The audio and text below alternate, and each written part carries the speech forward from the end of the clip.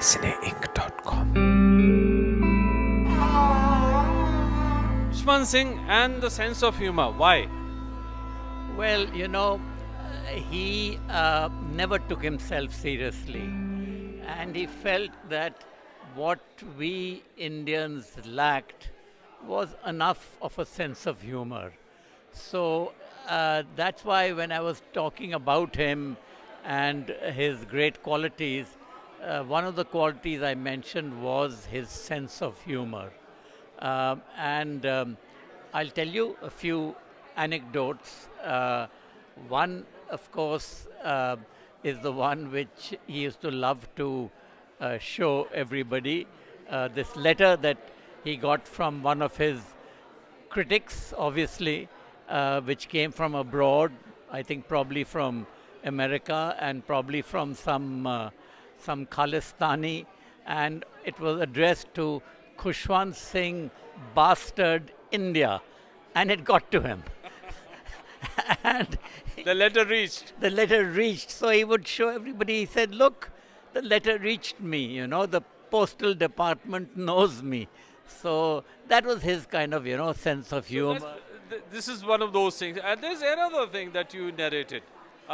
Yeah, well, he also used to always end his column with a joke. And very often it was a Santa Banta joke. Now, Santa Banta is two Sardars, Santa and Banta. And these jokes were quite, well known at that time. And the funny thing is that these jokes were sent to him by Sardars themselves. So he would sort of, change them around a bit, edit them a little bit, but he would have a Santa Banta joke at the end. And once he got a very stern official letter from what is known as the Shrimani Gurdwara Prabandhak Committee, SGPC, which is the highest spiritual authority of the Sikhs. It is. And this official letter said, "Please stop publishing your Santa Banta jokes."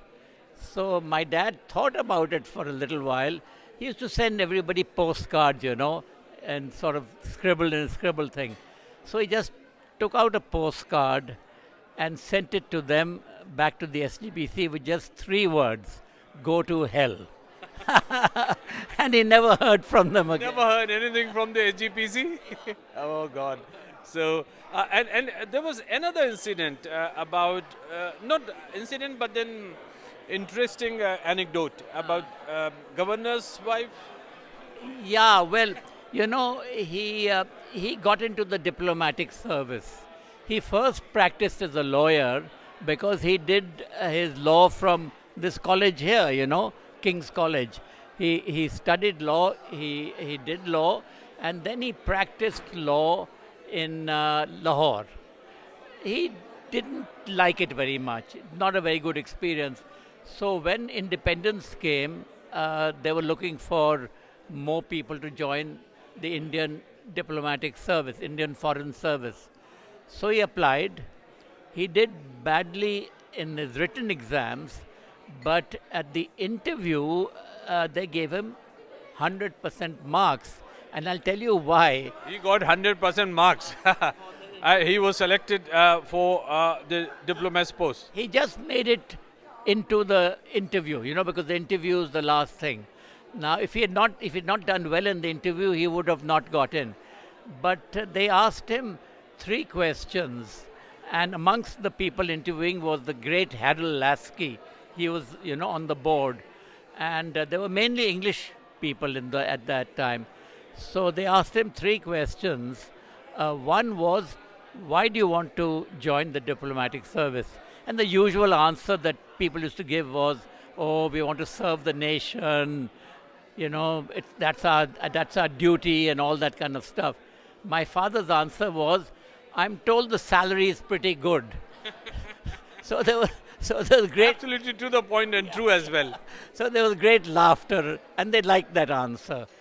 Well, that was, my father, candid, full of humor. So that's one question. The second question was, you've been a lawyer. What do you think of the law and how it's practiced? So he said, I found that in India, this was when India and Pakistan were together. In India, it takes several years to resolve some dispute, while here in England, it's done within 6 months. So he asked, I wondered, he said, why? How come the British lawyers make any money? Within 6 months, it's done, sorted out, done and dusted. Okay, there was another thing. Yeah, the last one was he was asked how many guns are fired when the governor's wife has a baby. So my father thought for a while. He says, I'm sorry, I don't know how many guns are fired. All I know is that the ADC to the governor is fired. ADC to the governor is fired. Brilliant. So he got 100% marks for that interview, and that's how he got into the diplomatic service. And the first place he was posted to was England and the High Commission, which is just round the corner from. Yes, we are here at the King's College. Which is round the corner from the High. So anyway, humor played a very important part in his writings, and I think his readers loved him for it. There was a kind of irreverence to his humor, but there was always a serious purpose behind it, So it was a humor with a purpose. And whenever he used to go abroad, he used to ask, the people he met there, tell me your latest jokes. Poland he went to, I remember once, and he came back with a lot of Polish jokes. And he would publish them in his columns. So he was always looking out for something to lighten the atmosphere. But as I said, there's always some serious purpose to that humor. Of course. Is there any favorite of yours? Khushwant Singh's, one of his jokes? Or maybe your favorite, something that he said, or maybe he told you or shared? So many Sardarji jokes that I can't remember any one of them, but they were, and the most of the Sardarji jokes were sent in Punjabi, so they don't sound the same in English. But once I remember that the word for ironing board, that iron, and wife is the same. Istri. Istri. So one Sardarji goes to another and asks, can I borrow your istri? So that Sardar brings out his wife. He says, no, not this istri, but the kind that gives the current. So the other Sardarji said, try and touch her and you'll see.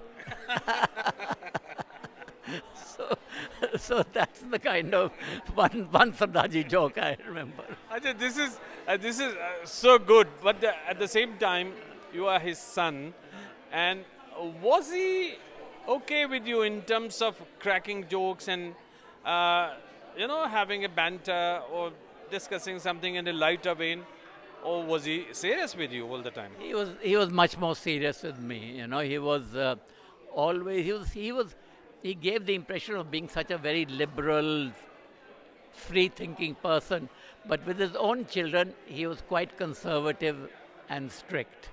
With other people, he was very liberal and you say conservative with his children, in what sense? Well, I remember once when I was still in ending my school, and we were just starting to go out with girls and all that at that time. And I went to some party, and there were some girls who came along. I gave them a lift or something, and the parents knew that I was taking their daughters, some of them out. And I was meant to be back by a certain time, 10 o'clock or 10:30. and I came back much later than that. And the parents of the girls, because they knew that I had gone out, they rang up my father and my mother saying, you know, what's happened to our daughters? They were going out with your son. So I came back late. So my father told my mother to remain quiet. I'm going to talk to him. So I was given a real shouting at that I should not have done this because the girls' parents were ringing up. And I still remember that incident where he let me have it, verbally of course, let me have it. So I just, after that, was very, very careful as far as taking girls. Was he strict with your sister as well? Yeah, same as my sister. But again, you know, very liberal-minded. My sister married a Hindu. It didn't make any difference to him at all. You know, you would have thought that, but he was, you know, though he was not religious, he was very proud of being a Sikh. And maintaining the turban and the long hair was important to him. So when I cut my hair, because I'm not an orthodox Sikh in that way, he was very upset and very hurt. So that's what I mean by him having a mixture of being very liberal and also very conservative.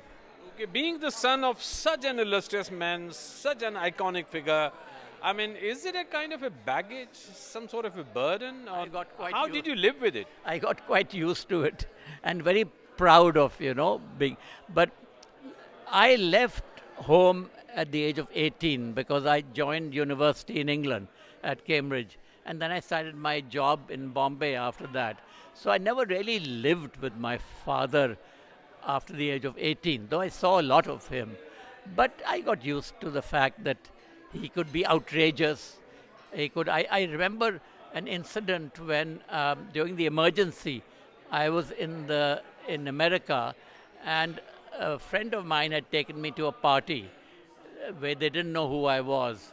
And those were the days when my father was supporting Indira Gandhi in the emergency, and there was a lot of polarization.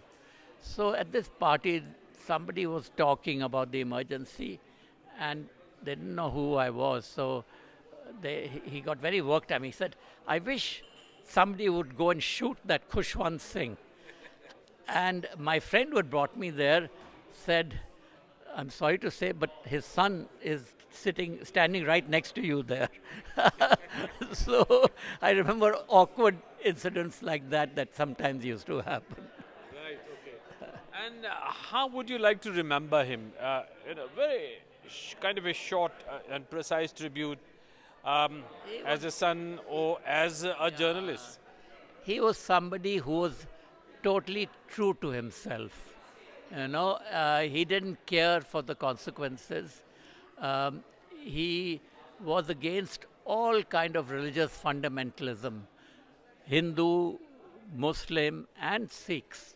And he had threats to his life from the Sikh extremists, but he couldn't care less. He once even said, I wish I died at the hands of a Sikh terrorist. He even said that. Really? He said that because he was so much opposed to the fundamentalism that he saw all over him. And another thing that he was something very, very, very sort of devout about was the importance of dissent. You know, he would have been very unhappy with what's happening in India at the moment, because even towards the end of his life, he was feeling that the area for dissent is becoming less and less. And he'd been very unhappy about that, because that's one of the great things he acquired from his English education and from his years he spent here in England. The importance of tolerance, of secularism, and of dissent, and humor. He, I think, got his sense of humor living in England, getting an English education. Rahul Singh, thank you very much. CineInc.com